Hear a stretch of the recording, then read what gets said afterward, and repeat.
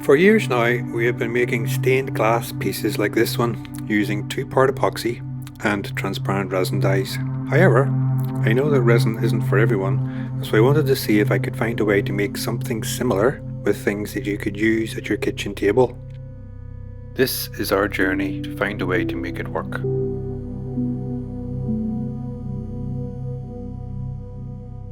After a few days research, one option seemed to stand out: acrylic pouring mediums and gels. These theoretically should bond really well to an acrylic panel and also open the possibility of allowing colouring using transparent acrylic inks. Good quality brands also do not yellow and dry perfectly clear, so I knew I had a chance of making this work.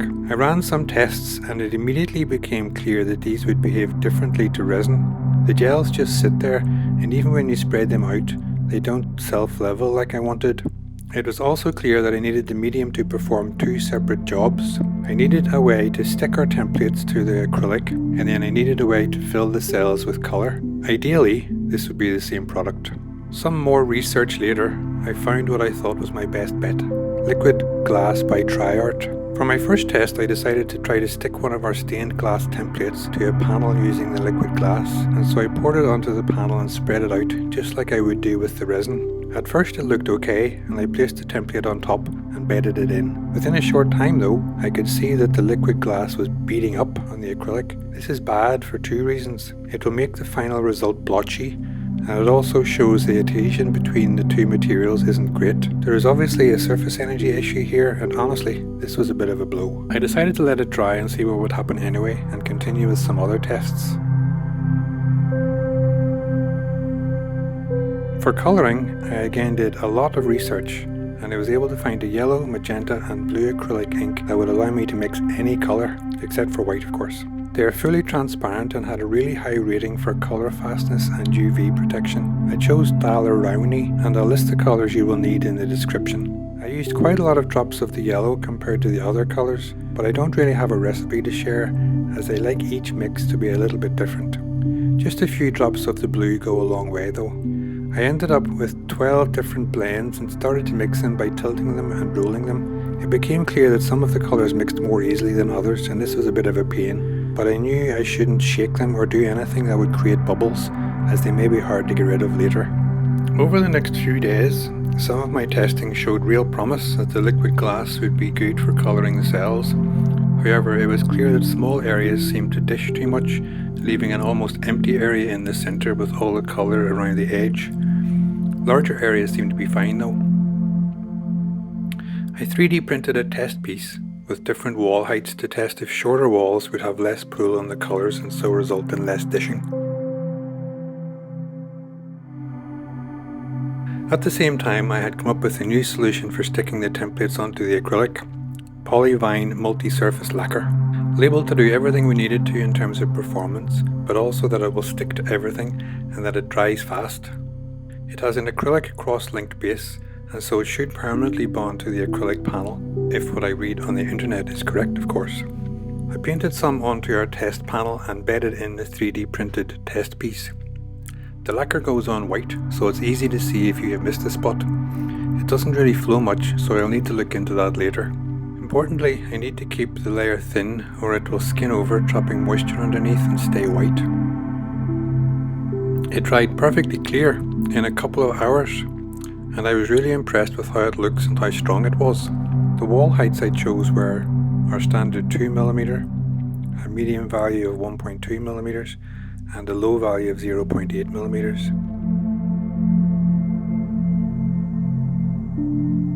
I filled each cell with the colours to judge density and how the shrinkage affected the dishing for these small cells. These were then left to dry for a couple of days. Looking at the results, you can see that the lower wall height definitely reduces the dishing to a very acceptable level, but the dishing even on the 2mm walls isn't as bad as I'd feared. The colour density is less for the lower walls, but surprisingly, it isn't really that noticeable.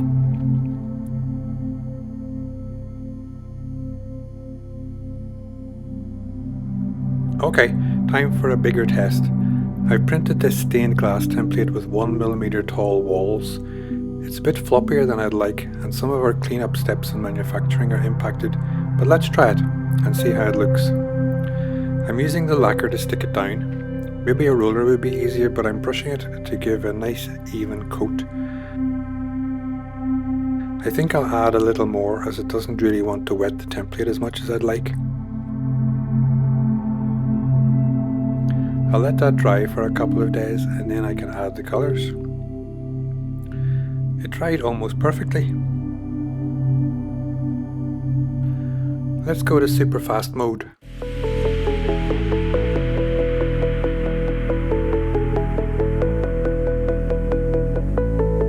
This is the perfect time to hit that like button or subscribe.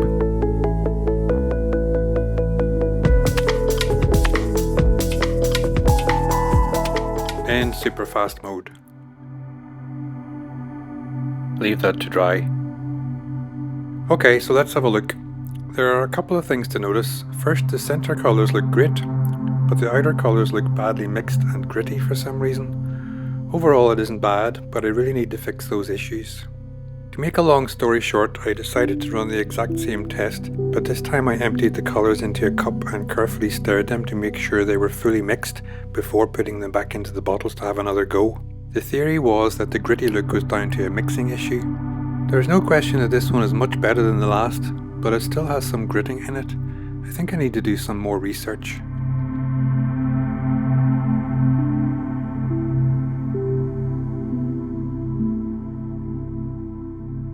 I also had a few leaks that last time, and so I've worked out that I should add some water to my lacquer to make it self-level more and to wet the template better.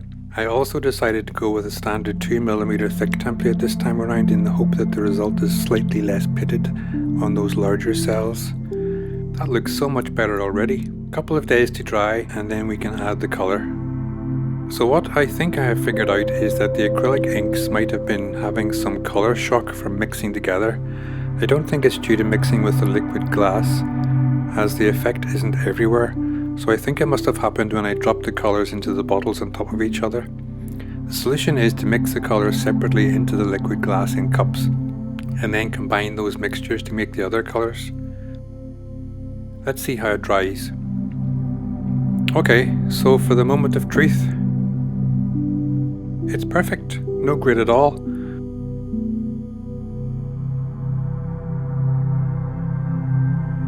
Couple of tiny bubbles, but those add to the character. I can't believe it worked. Let's check if we met our goals.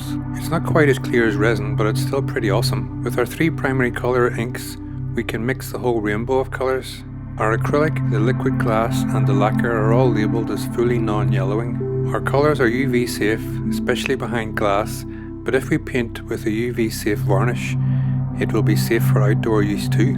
Everything is water based, so this is so much safer than resin is. And because we can keep the leftover colours in sealed bottles for months, there really is no waste with this process. Resin of course cures, and you have to throw out any excess you mix up. So that's it. Polyvine multi-surface lacquer to stick your templates down, and tri-art liquid glass tinted with acrylic inks to colour your cells. Templates are available from us at Pour Away Fluid Arts. Thanks for watching. Until next time.